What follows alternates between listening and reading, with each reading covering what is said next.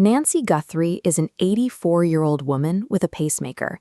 She cannot walk 50 yards without daily physical support. On February 1st, she vanished from her home in Tucson, Arizona, leaving almost no trace behind. 63 days later, the public focus of the investigation remains fixed on one piece of evidence: doorbell camera footage captured at 2:12 in the morning. Watch how the masked figure moves in the video.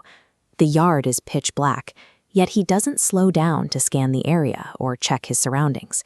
He walks a direct, unhesitating path straight to the camera. When he fails to swap the camera loose, he shows a prepared contingency plan. In under 3 seconds, without breaking stride, he reaches for a leaf from a potted plant on the porch to block the lens.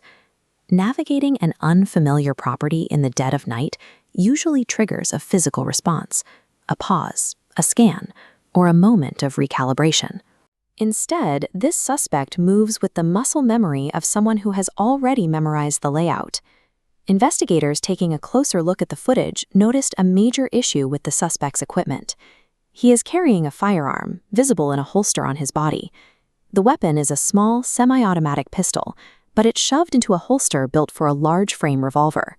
Former FBI agents confirm no trained professional carries hardware that doesn't fit. The suspect does not know how to correctly handle his own gear. These two details produce a specific profile: a first-time offender with no weapon training, but complete spatial familiarity with this specific property.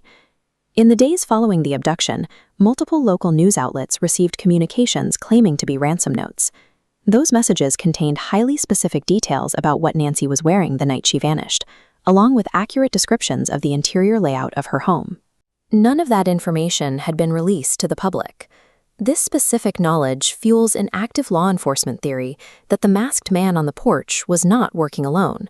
Officials suspect a second individual was already positioned inside the house well before 2:12 in the morning. Under this theory, the figure on the exterior acted as a lookout, waiting for an accomplice who already had control of the home's interior. When you combine intricate knowledge of the home's interior with the ability to bypass exterior security, the evidence suggests the perpetrators had been inside the home long before the night of the crime. That deduction explains the FBI's current strategy. Agents are knocking on doors across the sprawling Catalina Foothills neighborhood, asking residents for the names of every pool cleaner, landscaper, and contractor who worked in the area recently.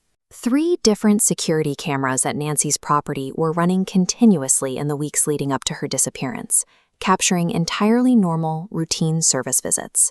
Investigators keep returning to one specific date in their neighborhood interviews: January 11th, exactly 3 weeks before Nancy was taken.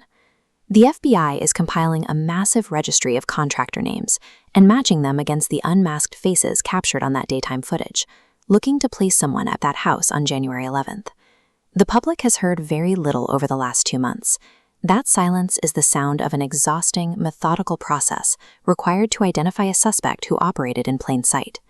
Despite the lack of public updates, Pima County Sheriff Chris Nanos stated recently that investigators are definitely closer to resolving the case.